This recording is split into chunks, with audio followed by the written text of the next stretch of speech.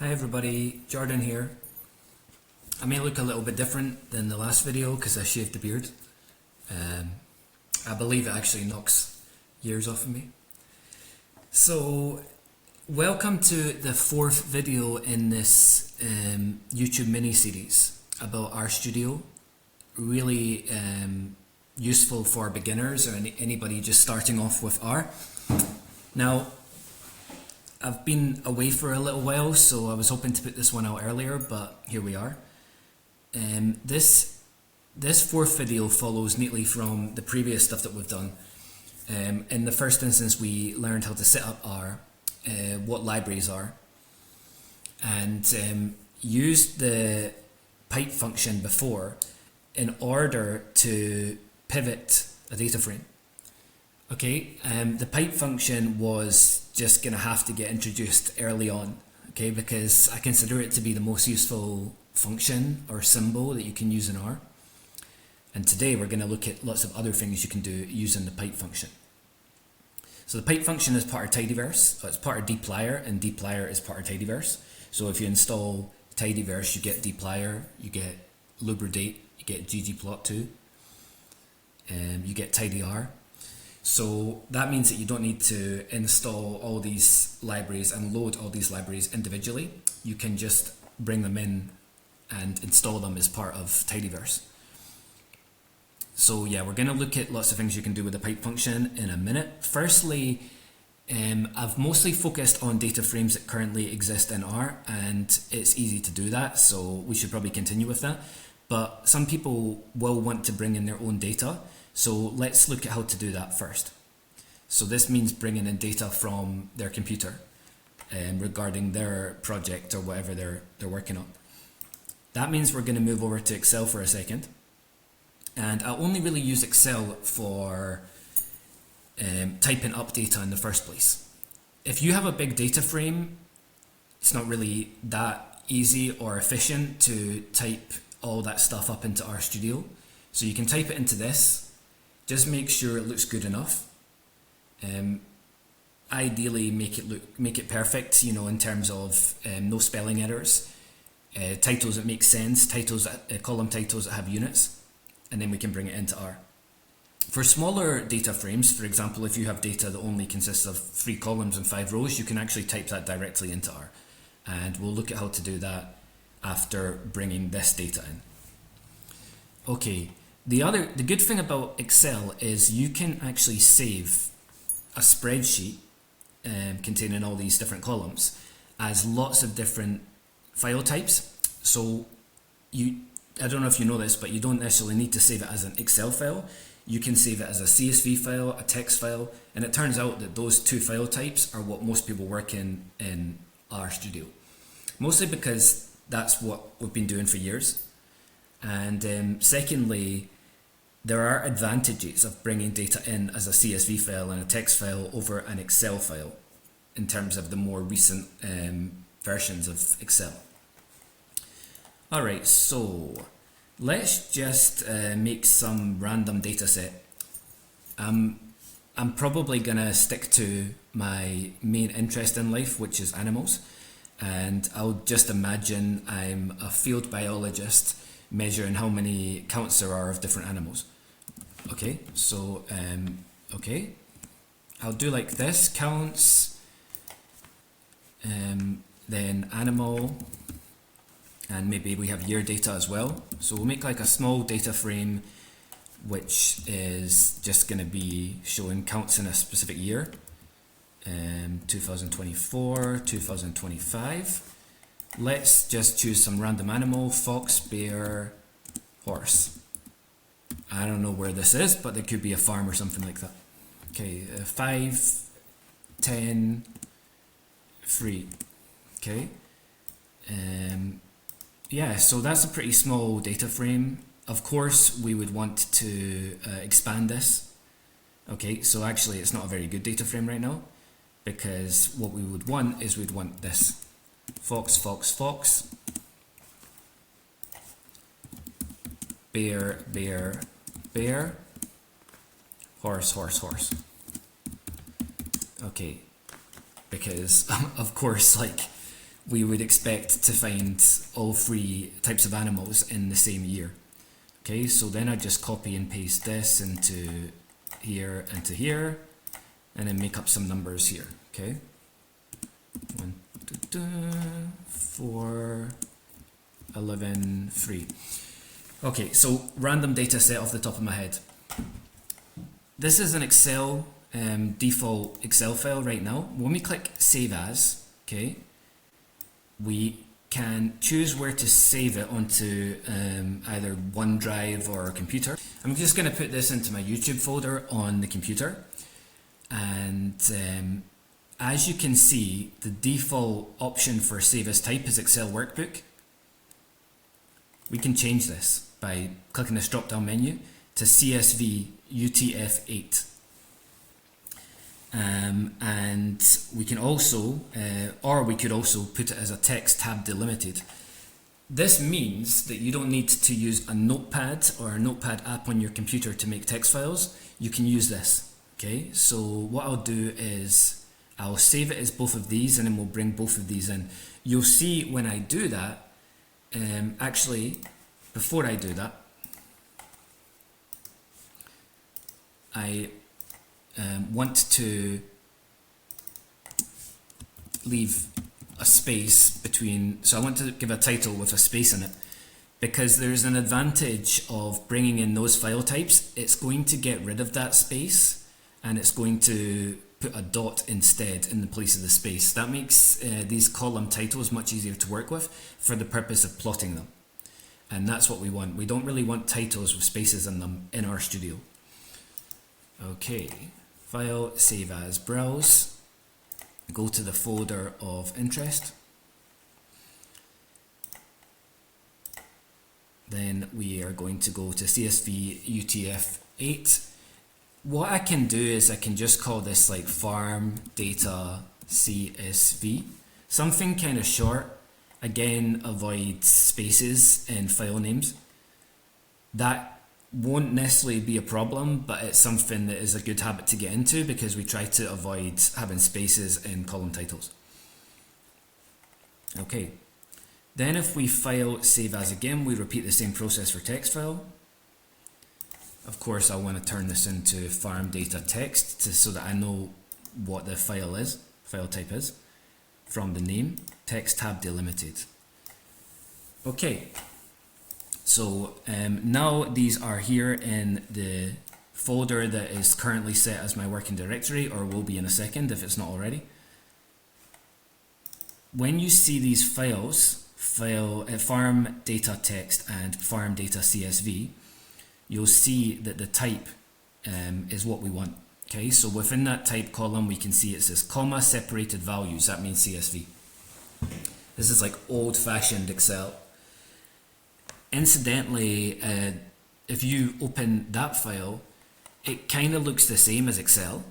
The difference is if we were to, make some changes in that CSV file, like for example color cells and do some nice fancy formatting and then save it again, when we open that CSV file once again, those changes, those color things will not be retained.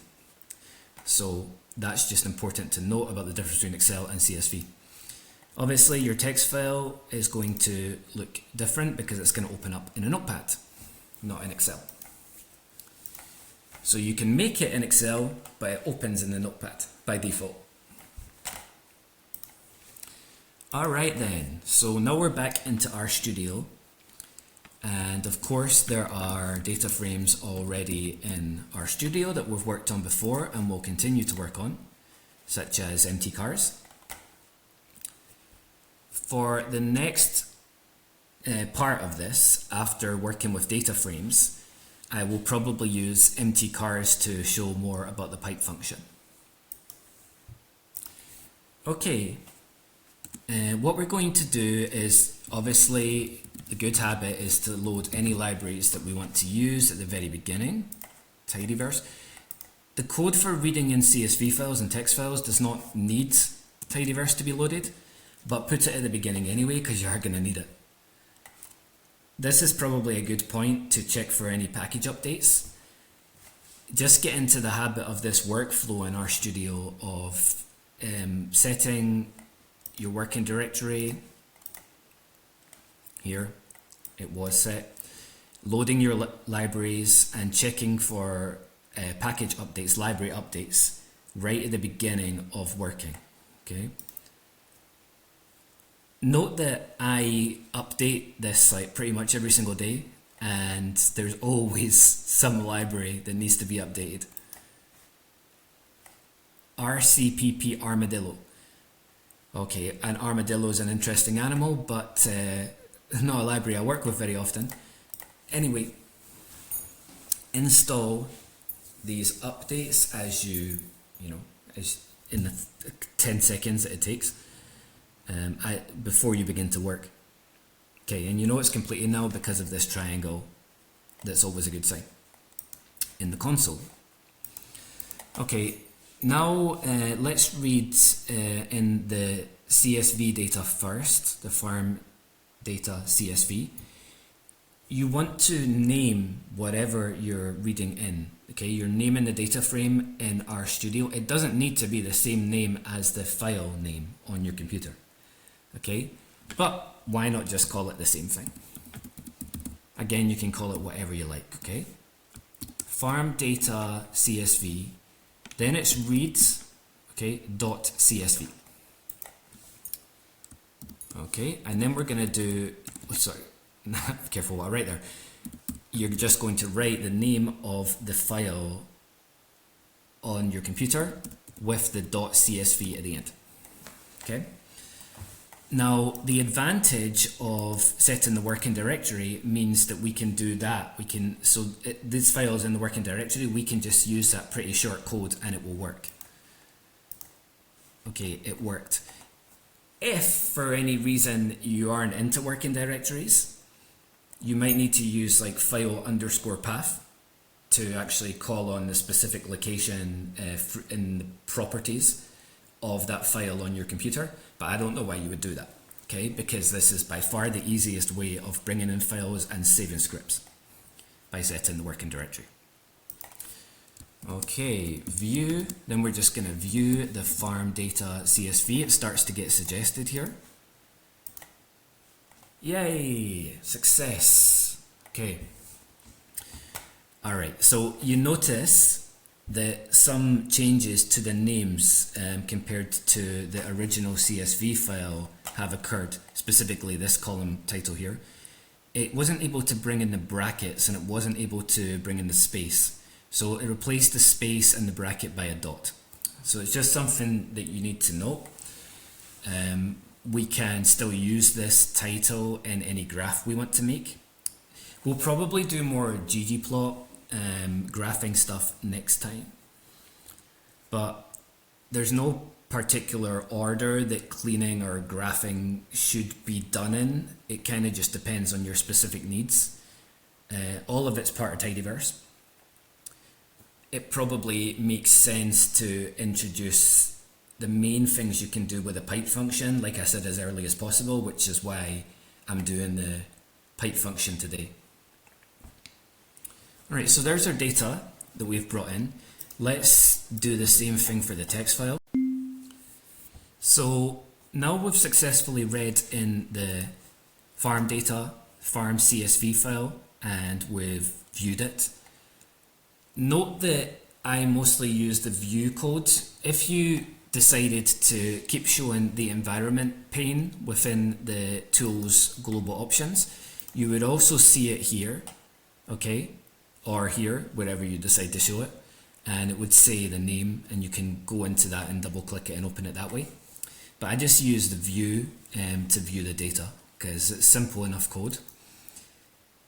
Now we've read in the CSV file and viewed the CSV file, we can repeat the same thing for text file. I don't use text files very often because when I first learned RStudio and working with CSV files and the likes, I just decided to continue using that, and I don't see any reason why you would need either one. There is not necessarily an advantage CSV file or text file, according to my own experience, but if I'm wrong about that, please let me know.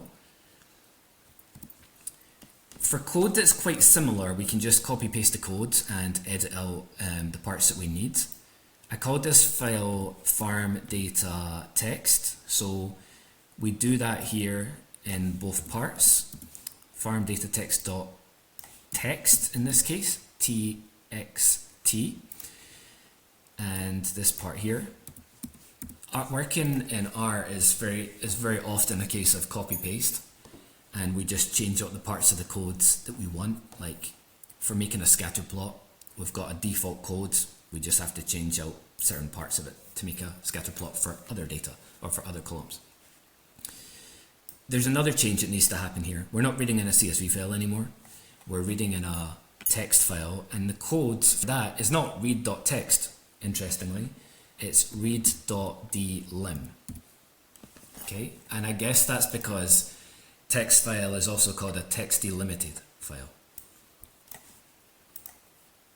Yeah, so that brought it in, and the data look exactly the same.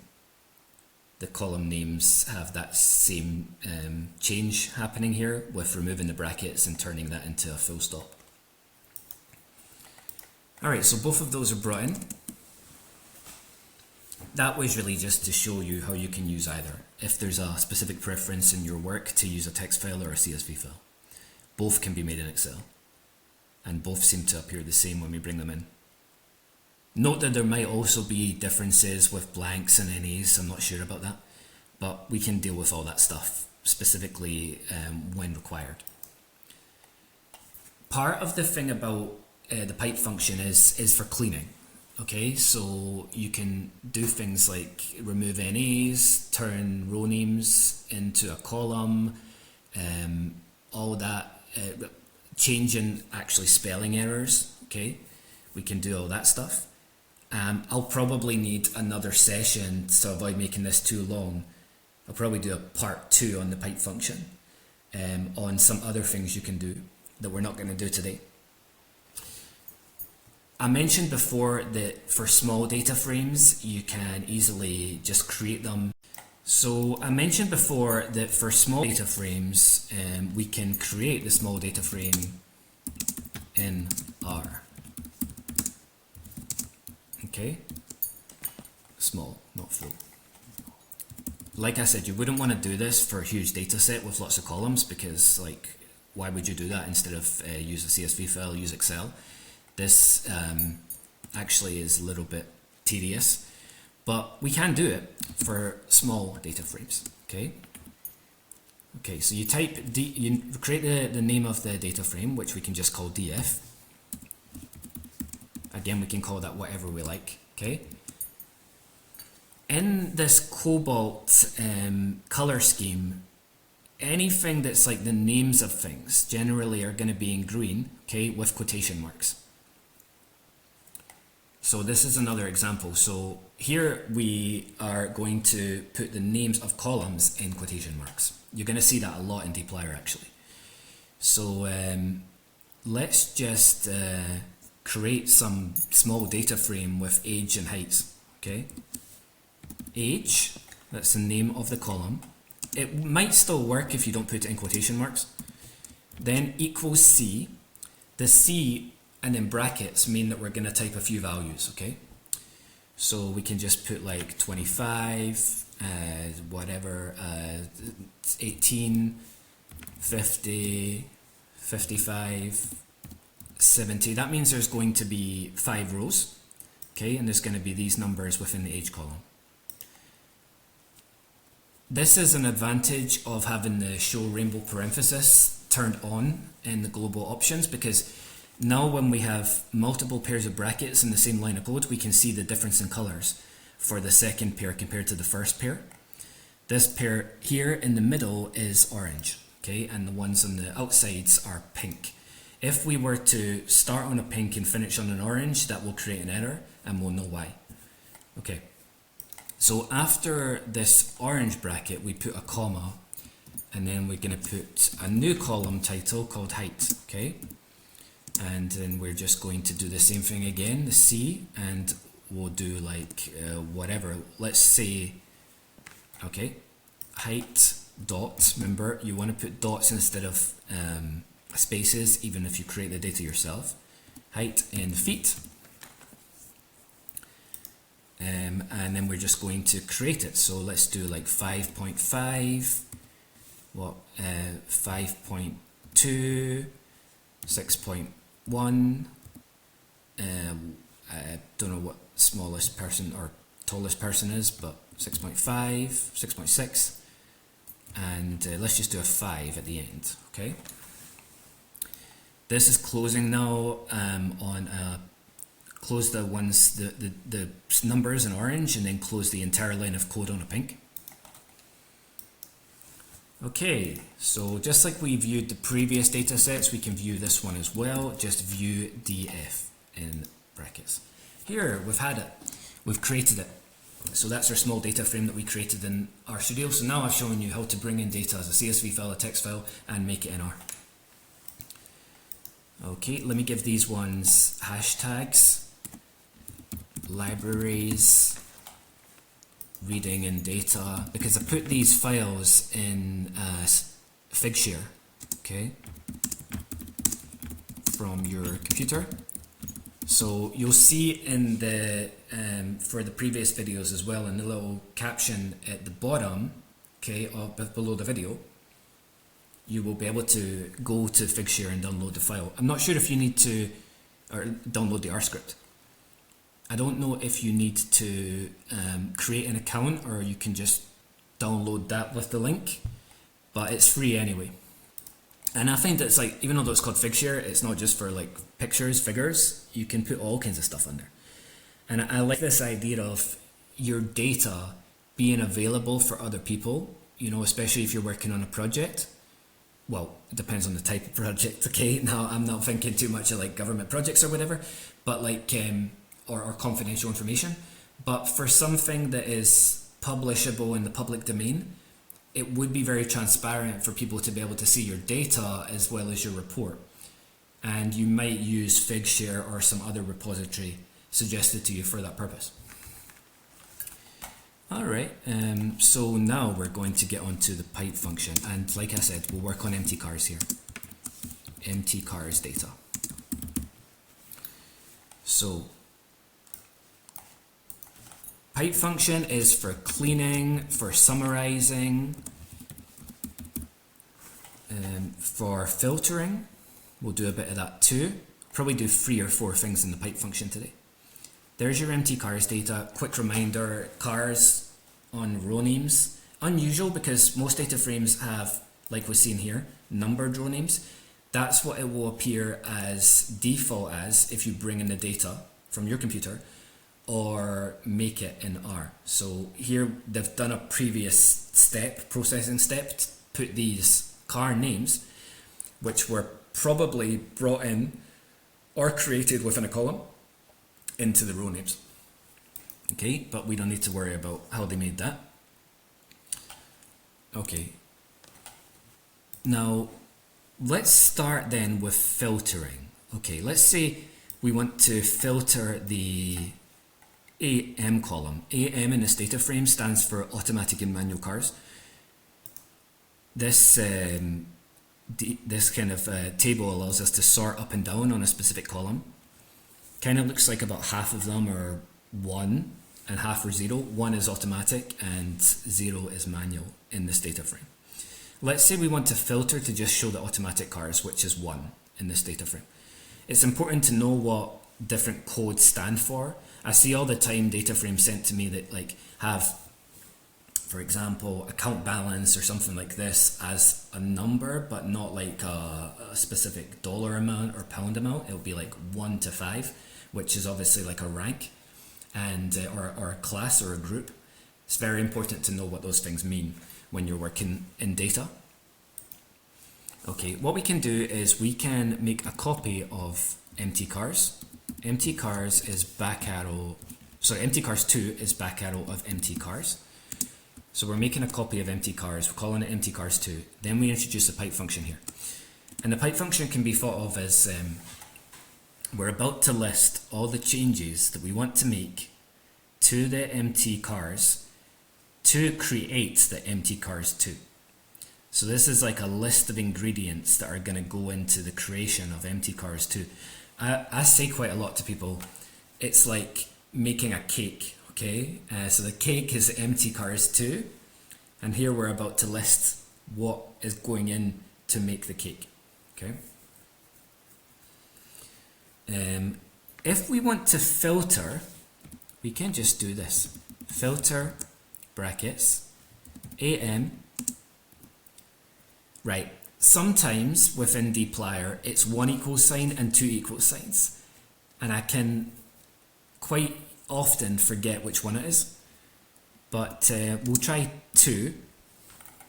Okay, now if we want to put automatic cars only, we're going to say am equals 1.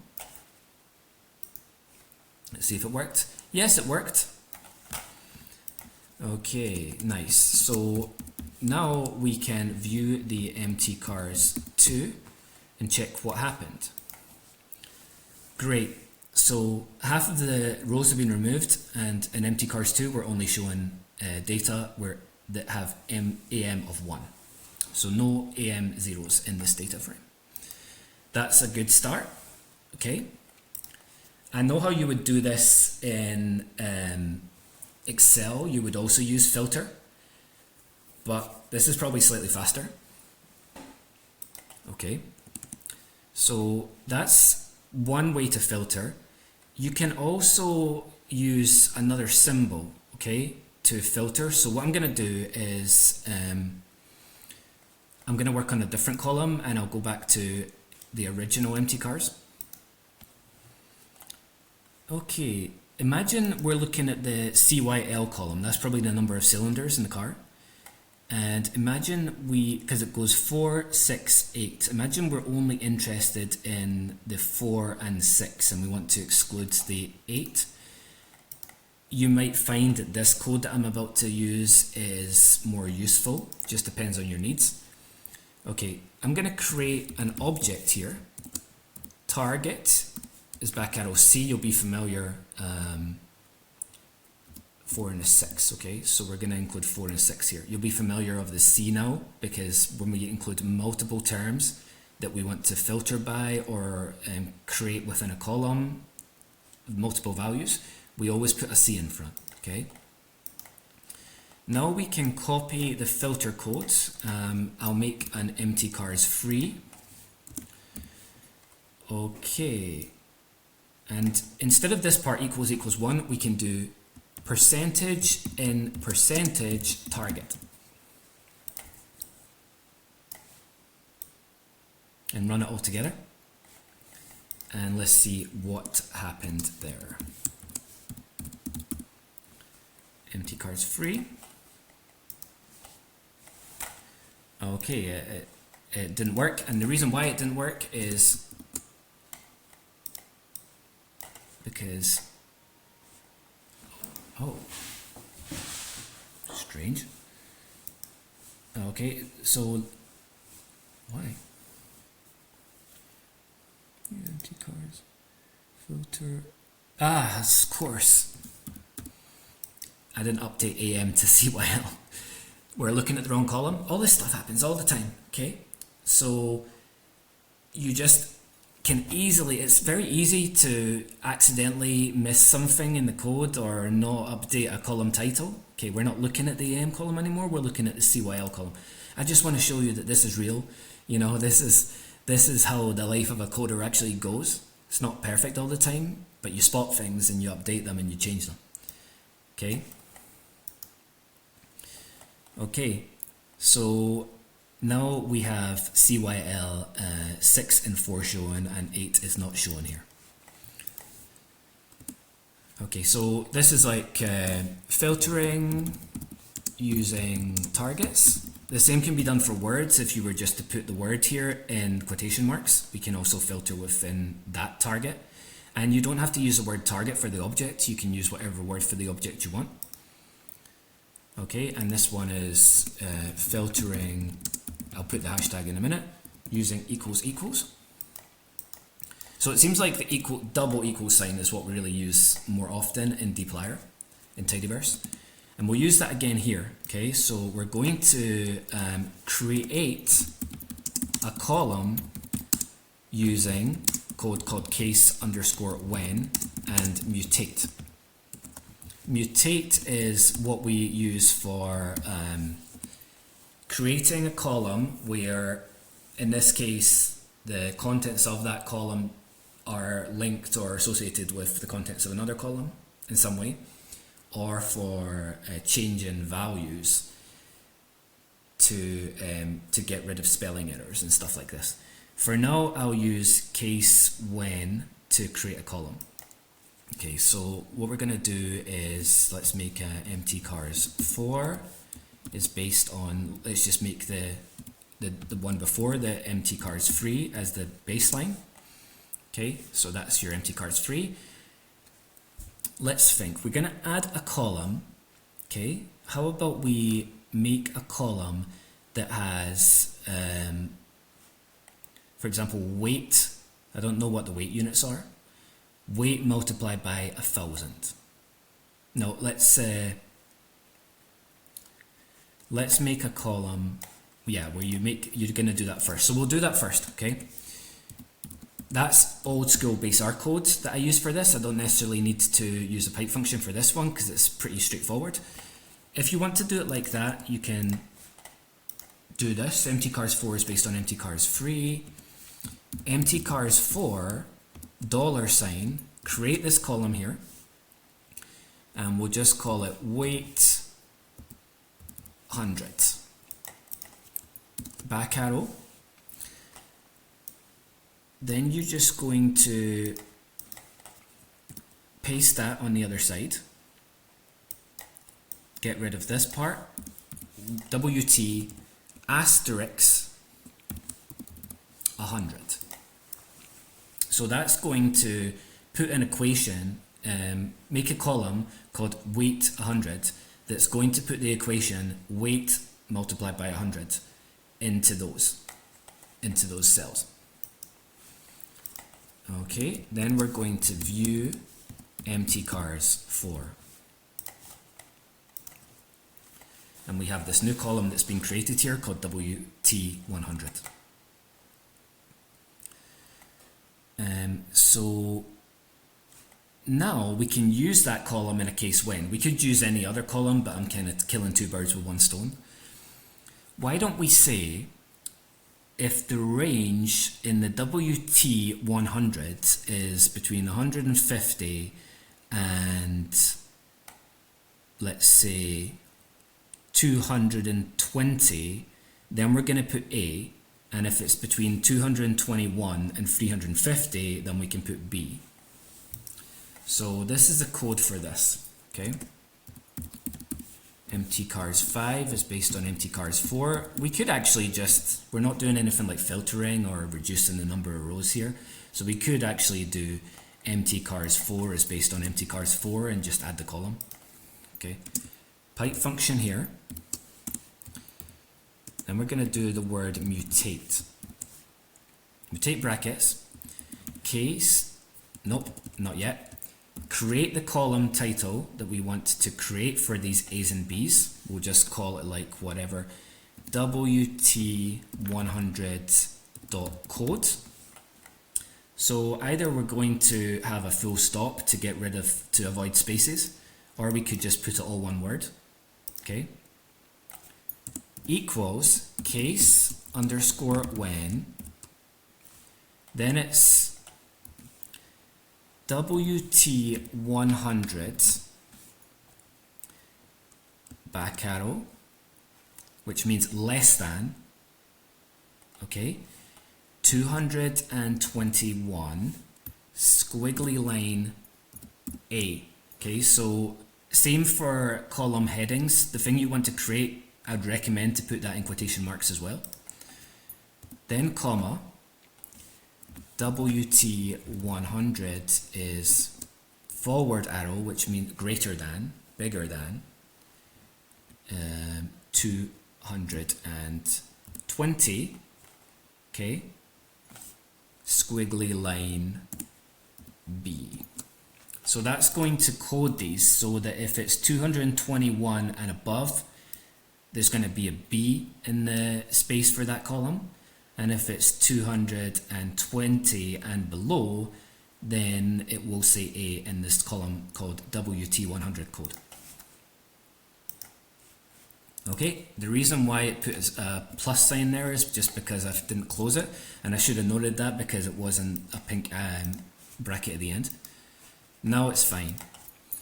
Note that if that happens and it gets stuck on a plus sign in the console, you just go into the console and push escape. View empty cars 4. Right, now we've created these columns. And this is a great way to code stuff. If you don't have too many new values that you're trying to create in a column, this can be useful. If you do and you want to put a bunch of codes, you might have to copy paste the case when codes quite a lot of times. You can also, which is the last thing I'm going to show today, is you can create another column and we can use an equal sign, okay? Double equal sign instead of less than and greater than, just like we had the double equal sign in the filter up here. We can use it for specific terms. So imagine in empty cars 4, we want to code specific things so that like 4 and 6 are called low and in the cylinder column. We're creating a new column called cylinder code, cell code. 4 and 6 are called low and 4 is called low and 6 is called high or something like this. Okay, now I'm going to show you another thing that we can do with the case when and the mutate. For this purpose, I'll go back to the original empty cars, which has cylinder 8, 6 and 4. And this time, instead of using the greater than and less than for numbers, we could imagine that these are groups. They could be text, they could be character values. And what we can do is we can create a code to say 4 and 6 will be described as low in another column that we're about to create, and 8 is described as high. So the code for that is, again, just copy paste the codes that we've done before because it's very similar. And I'll just make empty cars 5 is based on empty cars because we're using the original. This new column that we're going to create could be called cylinder code. And that's going to be the cell column that we're dependent on here, not the weight 100 column. We're looking at the cell column to get the information we need that's going to go into the cylinder code column. Okay.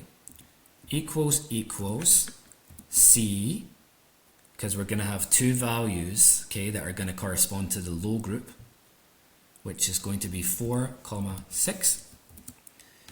If you have text, put them here in quotation marks, as you're very familiar of me doing throughout this tidyverse kind of experience. And then we can call this one low. So that means, of course, if cylinder equals 4 or 6, we're going to put low in the column called cylinder code. And if cylinder is equals 8, then we can put high into the cylinder code column. Make sure we're referring to the right data frame when we view the results of this, which is empty cars 5. Okay. Okay, note, it did have a specific problem with this, and I remember this from before. There's a challenge with dplyr.